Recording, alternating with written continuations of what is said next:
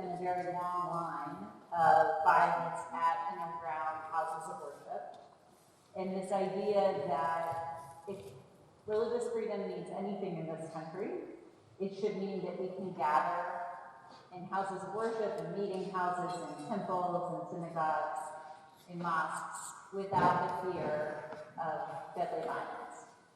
And so we started in an interfaith table to talk about what we're going to do about it. And it really started as, okay, well, what if Christians could say about this threat of Christian nationalism, and Jews could say something, and Muslims could say something, and our interfaith colleagues very politely listened, and then said, we agree with you that this is an urgent problem, it is killing people in our country, and we think you Christians are the ones that need to take this on. For a number of reasons. One, and they said this very kindly, but this is really mostly your problem. And the research since then has borne this out, right? We saw the different breakdown in different groups. They said, too, we know that this isn't what the teachings of Jesus reflect. We know that this isn't really what Christianity is all about. But you as Christians can explain that with more authenticity and knowledge and conviction than we can. And so we think that your voice on this is really important. And three, they said we simply do not feel safe to call out Christian nationalism with the force that it needs to be called out in this country right now. And so that was the mandate to actually call it Christians Against Christian Nationalism. So that's the Christians part. The against part, some people, often someone will say, can we just not say what we're for? Why do we always have to be against things? And I hear that. And if you actually go to the statement of principles, you'll see a lot of those are core statements in the unifying values. But we thought it was very important to clearly name Christian nationalism and to come out forcefully against it. That was a step one. And then the step two is building the kind of society of things that we're for, and that would be, I don't think I knew all this at the time, or we didn't know it at the time, but that we've since seen that that's going to be borne out through the kind of community organizing that we think is the key to this, is that we will discern what we are for based on actually doing the work in community. And why then call it Christian nationalism or white Christian nationalism if it doesn't have anything to do with Christianity? Why there's an argument that it gives too much to associate Christian with Christian nationalism. And I hear that argument, but I think I also want to name, as I did earlier, that it is, as wonderful as it would be to say Christian nationalism has nothing to do with Christianity, I don't think that's a truthful statement, given the centuries that Christianity, European Christianity, American Christianity have sacrificed, as I said earlier, our gospel of love on the altar of power. And the ways that Christianity itself has been infected by Christian nationalism, I think that it's inaccurate to say that Christian nationalism has nothing to do with Christianity. And then I've also everyone has parsed this name everywhere. Then people say, well, why not call it Christo-fascism? That nationalism is too soft, and that it would be more accurate to call it fascism is what I've heard the most, but I've heard other variations. And I think that's accurate, but I do think that the fascism piece of it, which is definitely present, is an extreme part of Christian nationalism. There are some what I call softer forms of Christian nationalism that are also pervasive and pernicious, that if we just focus on the most extreme, that it kind of lets the more soft, sympathetic forms of Christian nationalism, it lets us off the hook too much. And so I think we need to be looking at it all. No name's perfect. I'm always looking for different, but that's the idea behind the names of words that we chose. Excellent, thank you. Along those lines, especially with your legal expertise, one of the questions here I think is really helpful is asking about whether or not Christian nationalism is the driving force behind the upcoming SCOTUS case on religious charter schools. Yeah. And maybe this brings together two of your areas of expertise. So maybe want to say something Yeah. about that. So a little background for who didn't write the question or isn't as up on the latest Supreme Court cases. One of the cases on this term's docket comes out of the state of Oklahoma, where Oklahoma, there was an effort to establish, first of its kind, religious public charter schools. Okay, so charter schools are public schools in the state of Oklahoma and defined as such. And that effort was ruled unconstitutional by the state Supreme Court of Oklahoma. Not a bastion of liberalism, right? State Supreme Court of Oklahoma interpreting both the First Amendment to the U.S. Constitution, but also their own state constitution. Because their state constitution has a clause that says that public schools will not be sectarian. Basically, that public schools can't be religious. And this is a foundational value, constitutional value of the United States that then was shared in a lot of the state constitutions. All the way back to Thomas Jefferson and James Madison, that they made a deliberate choice to make a break from established religion, that public funding would no longer go to support religion. And religious schools teach religion, right? They should, right? That's the whole purpose of having religious schools, is to indoctrinate into the religion. But they should not, under the constitutional order, receive public money to do so. And so I do believe that Christian nationalism is an ideology that undergirds this assault on public education, an assault that has been two-pronged. I talked about the efforts to Christianize public schools by infiltrating the curriculum, the language, the kind of government-sponsored religious exercise in public schools. But there is also a concerted effort to privatize education and turn it over to religious schools. And we see that with voucher proposals that are both at the federal but also at a number of state and local levels. But this effort in Oklahoma is another step to actually say that public schools can be religious, right? That religions can actually set up public schools. So the state Supreme Court ruled this unconstitutional. The Attorney General of the state of Oklahoma, who is a Republican, also came out very strongly to say that to come out against this program. And so it is a very concerning development that the Supreme Court decided to take this case. Now, you don't have, I think it's 4 votes, that you need 4 votes to take a case. You need 5 votes to win, right? So just because they took the case does not mean that they're going to hold it constitutional. But given the way that this court has interpreted the First Amendment, I believe in a very distorted way in recent cases, to say that to treat religion differently when it comes to public funding is to discriminate against religion. There's a line of cases that they have said that, and there is a majority on the court who has adopted that view. I think that if they were to apply that principle here, that this is a really concerning trend.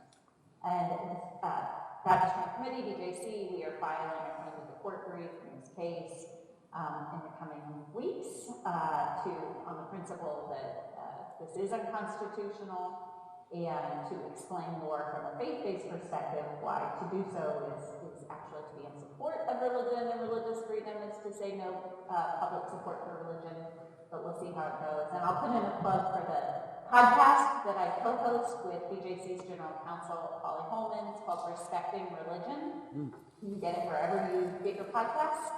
And we will be talking in coming weeks, particularly about this case, analyzing the oral arguments, and then talking about eventual decisions.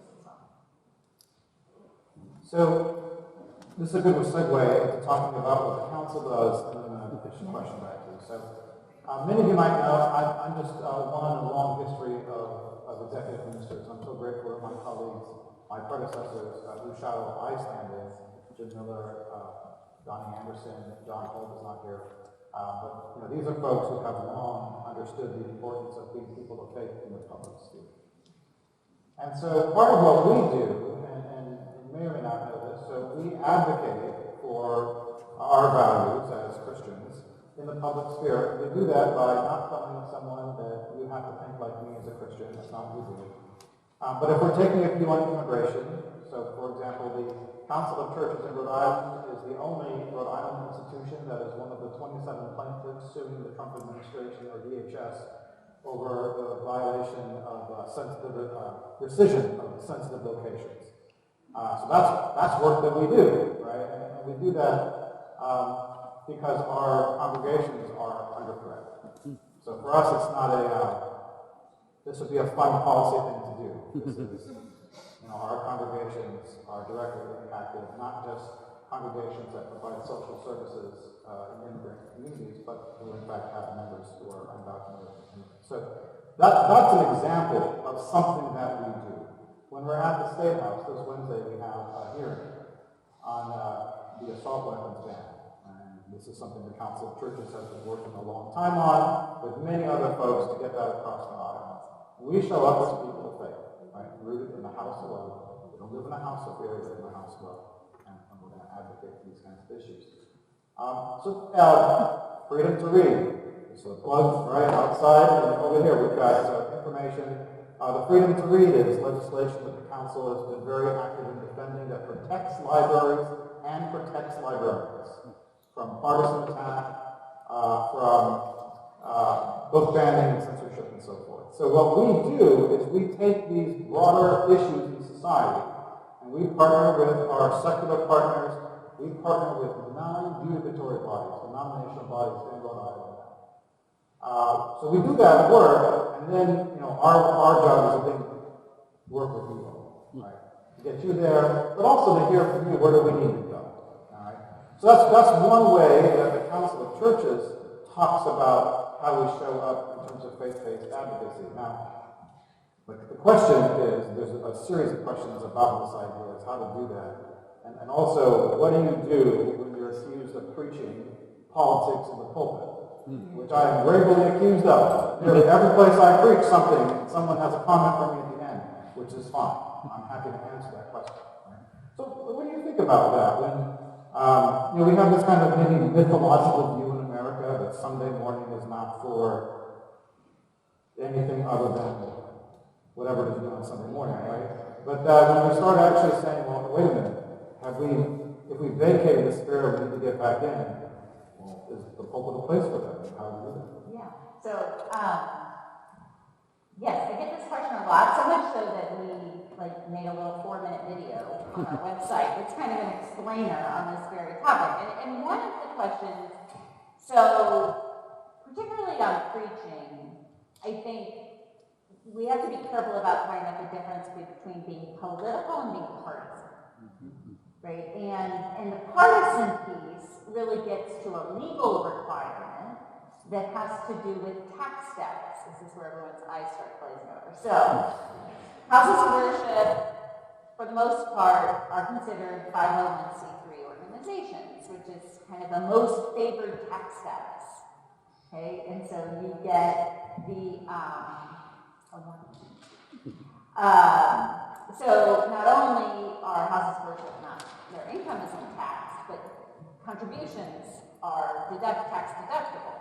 And part of the deal with being a 501c3 is that you agree not to engage in partisan activity, not to intervene in, is the actual legal word, not to intervene in any for or against any candidate for public office, right? And so exempt from that are ballot initiatives and campaigns like that. So that's not part of it. But if you do that, then you may risk your 501c3 status. Now, actually, it is incredibly under-enforced provision, so there's not much of an actual legal threat. I'm not advising. I think it is actually a very bad idea to engage in partisan preaching because no candidate, no political party aligns perfectly with our theology. And if it does, then I think we're worshiping something other than God, right? That it should not align. And so we should not be partisan. But that doesn't mean we shouldn't be political. And I would argue that Jesus was quite political when we think about being involved in the life of our community. How do we speak up for our neighbors? How do we show love for our neighbors by advocating for or against policies that are impacting their lives? How do we understand our faith in the context in which we live, right? Because I do think it becomes quite irrelevant if we don't understand how to apply our faith to our lives outside the walls of the church. And sometimes, as you know, within the lives of our church, with regard to the sensitive locations policy that has been rescinded and that churches are pushing back against. So I think that difference, and again, where that line falls is something that needs to be carefully attuned, right? And we need to be careful in the ways, and not just careful in like a legalistic sense, but careful in an integrous sense, that we're not using the pulpit in partisan ways, but really speaking to the pressing issues and concerns of our communities, and applying our understanding of our religion, our religious texts, and how our faith is informing our political action. Which I then think turns to the first part of the question. Should I go there with how we engage in faith-based advocacy in responsible ways? Because what we don't want to do, and I think that this is something again to be attentive to, that faith-based advocacy is not just us showing up for policies that we like, right? And just trying to push and put our theological views into law and policy. We can be informed by our faith, and that informs how we care about the issues, but the actual policies are going to be equally beneficial and helpful for people without regard to religion. Right? What we don't want to do is somehow legislate or make religious laws. I think that's kind of maybe a more direct way to put that. And one could imagine, I'm not coming up with an example right off the top of my head, but one can imagine how advocacy could actually push to being a religious law, something that is unique to a particular religious faith and is not shared by all. There are examples from our past, for instance, of what they call Sunday blue laws, right? Where there was particular emphasis and protection given for Sundays in order to protect Christian worship. And not all Christians, of course, worship on Sunday, but most do, in a way that was really kind of why Sunday above other days. It's a form of Christian supremacy or kind of something that's informed by a particular religious view or practice. And so we want to shy away from that. But that doesn't mean, as that question from the survey pointed out, it doesn't mean that when we advocate, we are maybe advocating for laws that reflect Christian values, but values that aren't always exclusively Christian. So let me give you kind of an applied example from one I've already used a couple of times today. The curriculum in Texas that teaches religion to kids as a way while they're teaching them to read.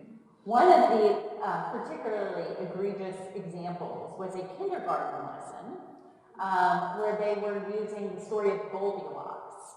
And somehow they kind of pigeonholed into the story about Goldilocks teaching the golden rule. But the way they taught the golden rule is they said the golden rule comes from Jesus. Jesus went up on a small mountain and started a sermon. It's called the Sermon on the Mount. It is in the Gospel of Matthew. And then they proceed to have the King James Version of this, and it's all about teaching, do unto others as you would have them to do unto you. And that's what Goldilocks is about. Like, it doesn't even make logical sense, right? And one of the objections that we raise is, one, this is just using this story as a vehicle to try to teach a devotional way, a Christian text, to kindergartners who cannot tell the difference between a religious claim and a fact claim, and for whom their kindergarten teacher is one of the primary positions of authority in their life. life. And anyway, lots of ways it's interfering with this child's religious freedom and their family's religious freedom. But we also pointed out the golden rule is not exclusive to Christianity. It's not like Jesus just came up with the golden rule, you know, during the Sermon on the Mount. And in fact, that lesson is inherent in so many different world faith traditions. And so one way that our advocacy made a difference is now in that version of the story, they at least say the golden rule is also found in other faith traditions. So in some, that wasn't what we were pushing for, but at least, you know, I guess they made the lesson marginally better in that way. But I think that is an example to say, as we advocate for our values, where can we look to see that this is what inspires me out of my unique faith tradition, but that this is something that is actually a universal value that will help our entire society regardless of religious affiliation or identity. So this is the unique position that the Council in Rhode Island holds, because we also, I think, have claimed the legacy of Robin Williams to some degree, and I think that infuses our work. And so when we show up to advocate for the separation of church and state, we really mean that. And we mean that also from a religious view. So now, another question, which I think if we all look around the room, this is a great question. But there was a notice that there weren't many young folks here today. And that's okay. So the question is, well, what do we do about that? Now, my bias, of course, prior to here, I worked in youth ministry for a long time. I actually worked with a church that was sued by the IRS during Bush's administration, All Saints Pasadena. We were accused of violating our 501c3 status. We were accused of endorsing a candidate. We did not. That was an interesting time, right? Yeah. So you know, how do we bring that into the room? You know, what's the reality? How does this legacy, how does this work need to include another generation? But then how does that need to transform us? And what do we need? Maybe any kind of thoughts or wisdom about how we do that? Yeah. So I've done a lot of public speaking on this topic, and I will say that you as an audience are pretty typical of the audiences that I have. Now, I think there's actually quite a big, as I look out at this crowd, I think we do have some age diversity in this room, so I don't think, but if we think about young people, what do we mean by young people, right? Is that high school students, college students, you know, millennials, you know, where are we talking, I guess millennials are actually getting a little older now, you know, Gen Z, like where are we actually, like, what are we thinking about a target? And I think the other is, you know, I don't know how many people in those groups come to a lot of all-day public lectures and conferences on topics like these. And so I think when we think about reaching people, we have to think about a lot of different ways to do so, ways that we can invite people in. I will say, you know, one aspect is thinking about a digital campaign. Now, we do have, at Christians Against Christian Nationalism, we have a TikTok channel. And when we started the TikTok channel, we had a Gen Z digital native who started it and who did the content for it. And it does reach people in a unique way. I will say, as in my Gen X self, that I think we need to find ways to go from online to offline engagement, right? That we need to not just stay in the digital space, but how do we provide pipelines to get more directly involved in in-person activity? And finding leaders who can do that work effectively, I think is part of the campaign. So as we do organizing, how do we identify youth leaders, like in our communities, and ask them to create things that will reach populations that they are in already, and not think that something that other generations create is going to be automatically interesting to the next generation. I do think there is a lot of opportunity. I mean, you see youth activism in a lot of places. And, you know, this is a complicated and nuanced topic, but we see it in protests on college campuses, right? And we see the way that those protests have been really targeted for a chilling effect on free speech. And so how do we take some of that youth enthusiasm, how do we support them in that activism, in expressing First Amendment rights, in ways that don't cause threats to other people, right? And I think that's the nuance and the complicated piece here is that there on those campuses there was both anti-Semitism and anti-Muslim discrimination. And how do we understand and not pit communities against each other? And how do we encourage the kind of activism and not what rightfully recognize what's happening right now with the detention of some of these activists who are not citizens but who have legal permanent status, how that is directly meant to try to chill future protest activity, and how do we help come alongside and support that kind of protest activity. We don't necessarily, people in this room don't necessarily have to be the ones engaging in the protest, but how do we help protect those who are engaging in the protest? That's a really good question. Yeah. And my mind is wondering about how our local churches are going to get involved in this too, in terms of where that next generation of leadership is coming from. I'm going to take a moment and see if there is anyone out in the crowd who has a burning question. Question, not a comment, a question. And then I've got a couple more up here. Can I add one thing while we're walking?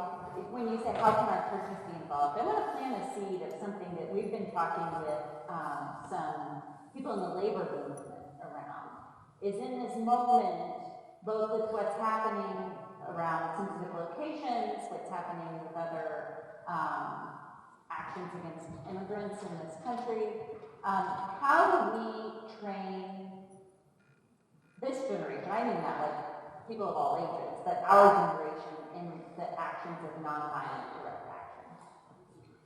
And can some of those trainings, maybe this is already happening, can some of those trainings happen in houses of worship? It's not already happening, and I think it needs to be. And I only mention that, I was putting a check mark by it because that's one of the pieces that Dr. King talks about, right? Before you get to, after you negotiate, right, which you have to do, you have to pick up the phone and say, can you have a conversation first, if you can. You know, then there's a process of getting ready for the next step. And that's often a process that is skipped. You just want to go straight to, and I understand the urge to go straight to the action, but there's this piece here that Dr. King talks about that is embedded in this tradition of nonviolence. So how are you internally preparing yourself, and how is your community preparing itself for what's to come? And I would guess, especially in a community like this, if your churches started hosting trainings on nonviolent direct action, that young people would show up.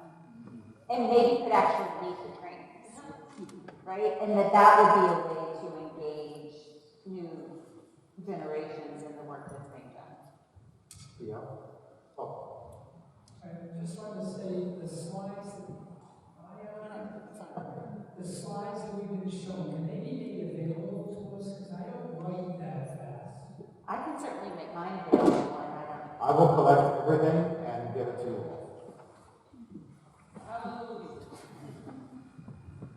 I'll try to make this a question, not a comment.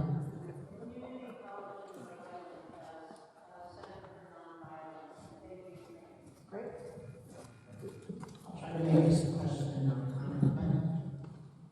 Is it our role, when you talk about youth in this work, to get them into our faith community, or is it our job to get out there? Oh yeah, no, that's it. And I wasn't suggesting, I think yes. I think, is it our job to bring youth into our faith communities, or is it our job to go to the youth? And I think it's our job to go to the youth, right? And like I said, to support the activism that's happening. If we're truly participating in our democracy, and we're building communities across all different kinds of difference, including age difference. And so to understand and respect youth leadership, I think, is a crucial piece of that, including the Rhode Island College trainings on violence. Yeah. CCR. Okay.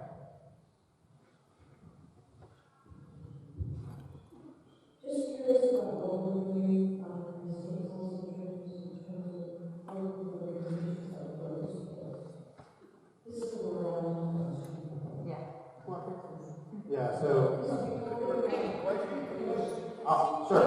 So the question is, what are we doing at the council level with folks like Dorcas, which provides, Dorcas provides services for immigrant communities. So the Council of Churches, let me just say something about myself here. I'm technically part-time. Tracy can ask you or tell you that I spend a little bit more hours than I should be.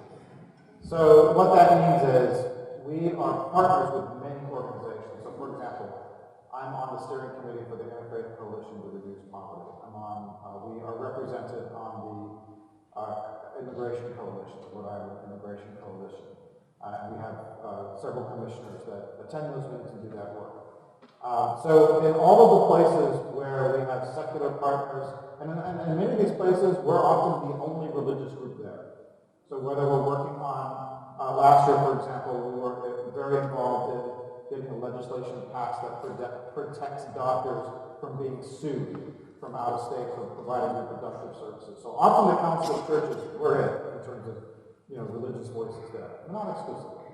So on the question, so we do work with Dorcas, and what we've learned, I would say, since January 20th, is many of our partners, especially partners who do refugee work, are under a tremendous amount of stress, which I think is obvious, is easy to talk about because they've lost federal funding, right? So part of that is how do we continue to support them as we can, right? But then how do we chart a new path forward? We have congregations asking for Know Your Rights trainings. And historically, those are partnerships that would have done that work for us, right? But there's a lot of stress in that system. Well, Monday night, I was at a thing with the Attorney General, and at the end of that conversation, I met his policy chief of staff, and we talked about, could the Attorney General do trainings for churches on Know Your Rights that are faith-based? And I said, yes. Because I always ask Susie, I always say yes. This is part of the problem. So, to respond is, we're in those partnerships, we're at the table, we always have some at the table, we have a reporting structure, so things get lifted to me and Randy. Randy is a saint in the Council of Churches. He's our communications person and does a tremendous amount of work as a volunteer.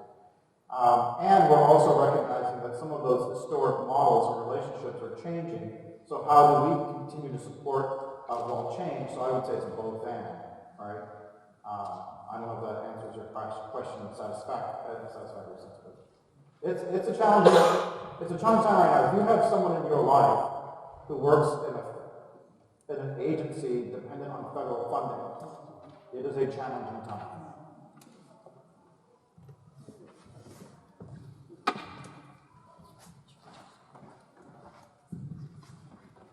And I'll just put in a plug for separation of church and state.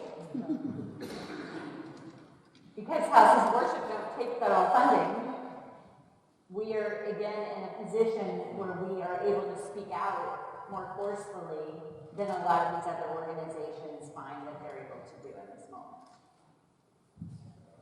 Hi, Amanda. This is Angela, political campaign. One of the things you said, I don't exactly want to disagree with you, but I kind of do. When you said all people in this room do not be out there in the streets. I want you to know you need to be in the streets. And we will try to make sure you know when things are happening in the streets. I just want to know how you feel about that, because I don't think you meant to tell people, don't worry about it. The other ones will take care of it. Okay, thank you. Yeah, I appreciate that. No, thank you for the clarification. I think, did you mean to say just let the young people protest and you don't have to be out there?